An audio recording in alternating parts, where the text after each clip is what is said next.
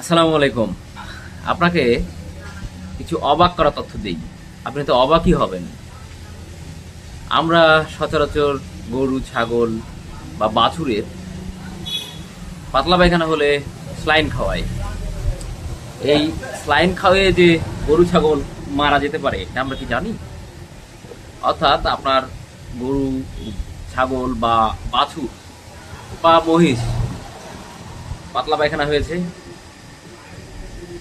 আপনি হয়তো মনে করছেন যে স্লাইন খাওয়ালে ভালো থাকবে, কিন্তু এই স্লাইনই আপনার গবাদি পশুর জন্য কাল হয়ে দাঁড়াতে পারে। কেন? তাহলে এই ভিডিও আপনার জন্য। আমরা অনেকেই জানি যে মানুষের যে স্লাইনগুলো আছে, এই স্লাইনগুলো আমরা গরুকে খাওয়াই, একেবারে নিরাপদ, মানে ভয় পাওয়ার কিছু নেই যে এই মানুষের স্লাইন যে গরুকে খাওয়ানো যাবে না, ব্যাপারটা এরকম নয়। তবে গরুর কোনো স্লাইন বা গবাদি পশুর কোনো স্লাইন মানুষের জন্য নয়, এইটুকু আপনার মাথায় রাখতে হবে। তবে মানুষের স্লাইন যে আপনার গরুকে খাওয়ালে মারা যাবে, ব্যাপারটা কিন্তু এরকম নয়। ব্যাপারটা হচ্ছে এখানে যে স্লাইন কখনো অনুমোদিত মাত্রার বেশি দেওয়া যায় না। স্লাইন আপনি কেন খাওয়ান, আপনাকে কিন্তু প্রথমে এটুকু জানতে হবে যে স্লাইন আমি কেন খাওয়াই। স্লাইন মূলত খাওয়ানো হয় ডিহাইড্রেট থেকে গবাদি পশু বা প্রাণীজ কুলকে বাঁচানোর জন্য স্লাইন খাওয়ার পরামর্শ দেওয়া হয়। এখানে স্লাইনে কি থাকে? ইলেকট্রোলাইট থাকে, লবণ থাকে, চিনি থাকে, অর্থাৎ সুগার। এই জিনিসগুলো যখন আমাদের শরীরে পরিমিত মাত্রায় ঢুকে তখন স্বাভাবিক থাকে, যখন অপরিমিত মাত্রায় হয়ে যায় তখনই মূলত আমরা ডিহাইড্রেশনে ভুগি।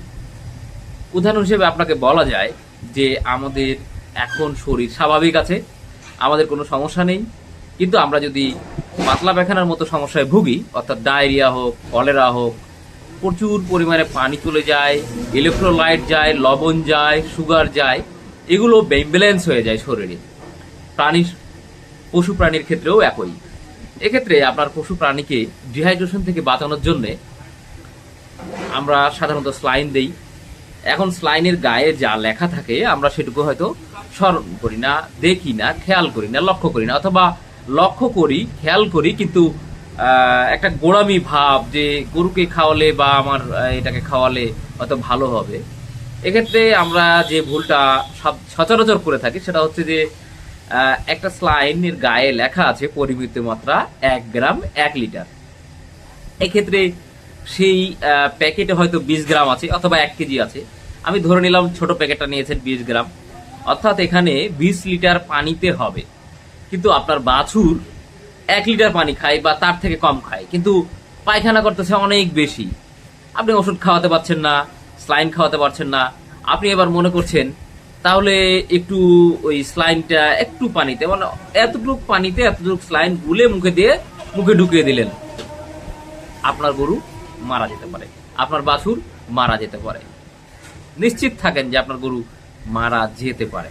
কারণ ওই যে বললাম যে এই যে খাবারটুকু আপনি, এই যে এতটুকু স্লাইন যে আপনি অল্প একটু পানিতে দিয়ে খাইয়ে দিয়েছেন, এখানে এই গবাদি প্রাণী শরীরে যে পানি থাকবে, এই ইলেকট্রোলাইট বলেন, সুগার বলেন এবং লবণ বলেন যে শরীরে প্রবেশ করবে, তখন সাথে সাথে সেই পানিটা তারাই শোষণ করে ফেলবে শরীর থেকে। এক্ষেত্রে আপনার প্রাণীর যে পানির স্বল্পতা সেটা আরো দ্রুত মানে পানির স্বল্পতা দেখা যাবে, এবং আপনার গরু কিছুক্ষণ পর দেখবেন হাত পা নাড়াতে নাড়াতে পড়ে গিয়ে মারা যাবে। আবার অনেক সময় কি হয়, এই যে বললাম যে 20 গ্রামের একটি, সেটা হয়তো 20 লিটার হওয়ার কথা, সেখানে আপনি 5 লিটার পানিতে দিয়ে আপনার গবাদি পশুকে খাইয়ে দিয়েছেন। আপনার গরুকে এমনিতে খাওয়াননি, খাইয়েছেন ডিহাইড্রেশনের জন্য, পাতলা পায়খানা হচ্ছে, পানির স্বল্পতা যাতে না হয় বা গরু আপনার যাতে ভালো থাকে, শরীর ভালো থাকে, ডিহাইড্রেশনে না ভোগে, সেজন্যই কিন্তু আপনি এই স্লাইন দিয়েছেন। কিন্তু এই যে 20 লিটারের যে স্লাইন সেটা আপনি 5 লিটার বা 2 লিটার দিয়ে খাইয়েছেন, এই ক্ষেত্রে কিন্তু একই ঘটনা ঘটতে পারে। আপনার গরুর পানি স্বল্পতা বেড়ে যেতে পারে, আপনার গরু মারা যেতে পারে। তাহলে করণীয় কি? করণীয় হচ্ছে পরিমিত মাত্রায়, অর্থাৎ স্লাইনের যে মাত্রা থাকে সে মাত্রা থেকে আপনি কখনোই বেশি দিতে পারবেন না, কখনোই কম দিতে পারবেন না। এখন বিষয়টা হচ্ছে, আমি যদি বলি যে এই একই বিষয়টাকে যদি আমরা বলি যে 20 গ্রামের 20 লিটার পানিতে দেওয়ার জন্য আপনাকে বলা হয়েছে, এক্ষেত্রে আপনার গরু হয়তো হাফ লিটার পানি খাবে বা খেতে পারবে। এক্ষেত্রে আপনি 1 গ্রাম দিয়ে 1 লিটার পানি প্রস্তুত করলেন, তারপরে যা খেলো খেলো।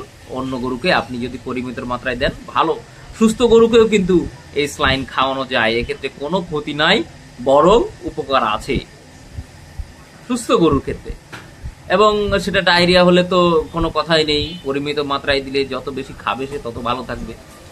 পরিমিত মাত্রায় যত খাওয়াবেন তাতে ক্ষতি নেই, কিন্তু পরিমিত মাত্রার থেকে যদি বেশি দেন সেক্ষেত্রে আপনার গরু মারা যেতে পারে।